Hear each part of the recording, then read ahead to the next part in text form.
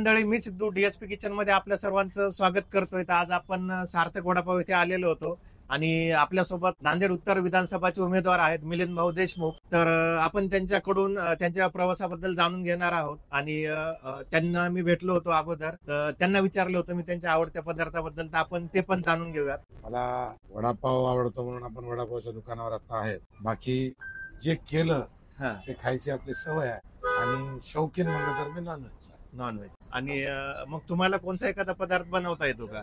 मी माझ्या पूर्ण मित्रमंडळींना सगळ्यांना माहित आहे की मी खूप मोठा वस्ताद. मी बनवल्याशिवाय मागील 25 वर्षापासून 90% नॉनव्हेज मी बनवल्याशिवाय मी खात. बाहेर जेवत नाही मी हॉटेलमध्ये, मी स्वतः करूनच खातो. आणि मग हेच वस्ताद आता राजकारणात काय डावपेच टाकत आहेत? राजकारणात डावपेच आता परिस्थितीनुसार डावपेच असतो. जशी परिस्थिती तसा डाव आणि जशी परिस्थिती तसा पेच. ज्याला जो डाव पाहिजे त्याला तो डाव, ज्याला जो पेच पाहिजे त्याला तो पेच. हे टाकायचं. एवढं तर मी राजकारण बऱ्याच जण मोठ्या मोठ्या नेत्यांसोबत बऱ्याच पक्षात काम करून तेवढं शिकलो. त्याचं फळ मला आता सध्या अपक्ष म्हणून उभा टाकलेला असताना सुद्धा भेटत.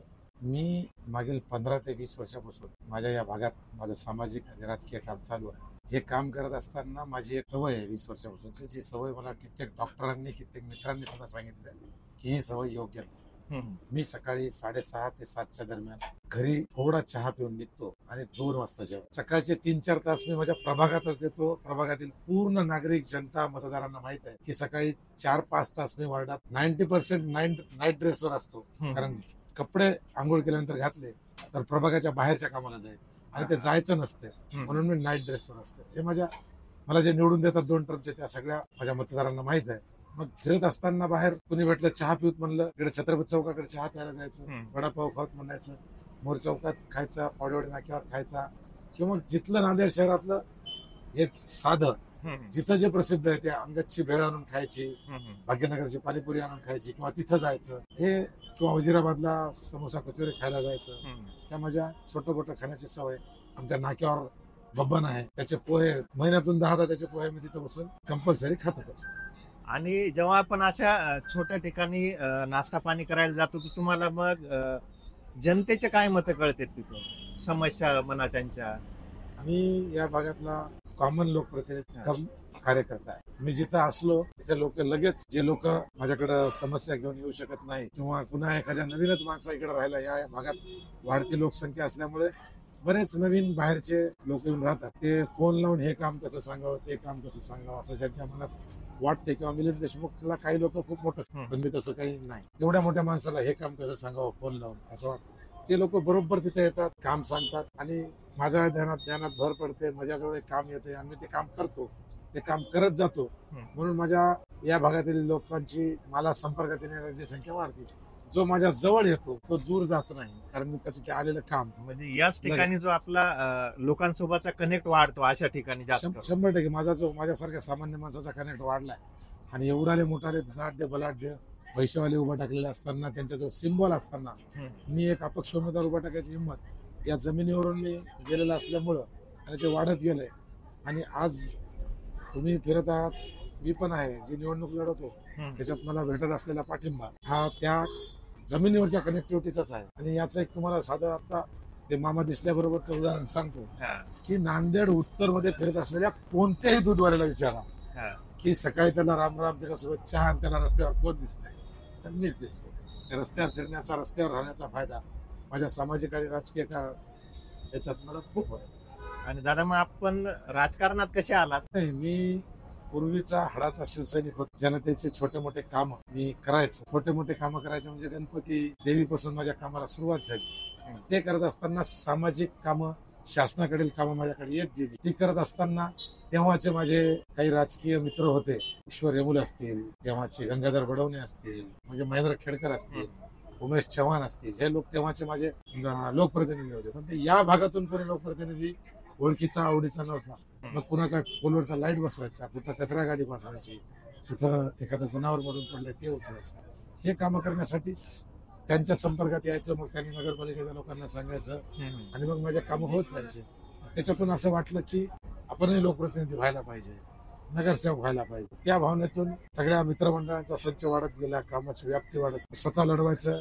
एक लोकप्रतिनिधी झालं तर जास्त काम करू शकतो. नांदेड उत्तरची जनता किंवा ज्यांचा नगरपालिकेत संबंध येतो, छोटे मोठे कामं पडतात किंवा जे सामाजिक क्षेत्रात किंवा त्यांच्या वार्डातल्या छोट्या मोठ्या कामाच्या माध्यमातून, त्यांच्या बीसीच्या माध्यमातून, त्यांच्या मंदिराच्या माध्यमातून किंवा कशातूनही ते जेव्हा एकमेकाच्या संपर्कात येतात. आजची परिस्थिती अशी आहे, माझे मित्र किंवा माझे सर्व सहकारी मार्गदर्शक असं म्हणतात की नगरसेवक कसा असते बघायचा असला तर मिलिंद देशमुखला बघायला या. ही माझी नांदेड उत्तर मधली पोचपावती. तुम्ही पोचपावती जनते नांदेड उत्तर किंवा नांदेड महानगरमधली जनता नगरसेवक कसा आहे, कसं काम नगरसेवकाने करायला पाहिजे हे बघायला जायचं असलं तर मिलिंद देशमुख बघायला जा, असं नांदेड महानगरमधली चर्चा आहे.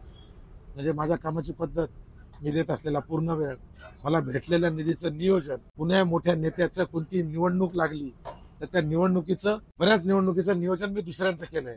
निवडणुकीत नियोजनाचा असलेला माझा हातखंडा हेच माझ्या लोकप्रियतेचं हे आहे.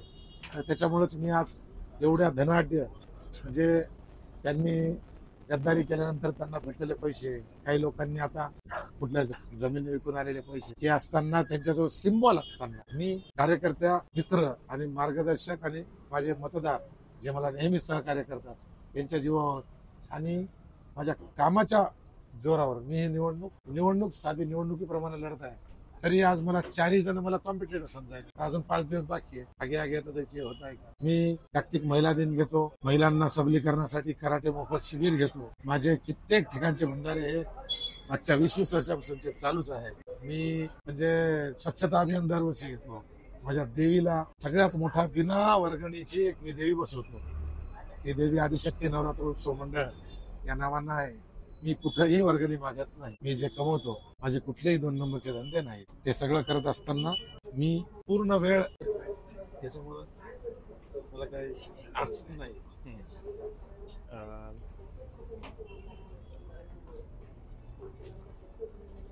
तर दादा मग येत्या 20 तारखेला मतदान आहे, तर तुम्ही नागरिकांना काय आवाहन कराल? मी नागरिकांना प्रथमतः मतदानाचा टक्केवारी वाढली पाहिजे यासाठी आवाहन करत जास्तीत जास्त मतदान करा अशी मी सर्वांना विनंती करतो. आणि केलेल्या मतदानात एक जमिनीवरचा शून्यातून वर लहान पदापासून मोठ्या पदापर्यंत आणि जनतेचा वसा घेतलेला न सोडणारा उमेदवार म्हणून मी मिलिंद उत्तमराव देशमुख नांदेड उत्तर विधानसभेतून अपक्ष उमेदवार लढत आहे.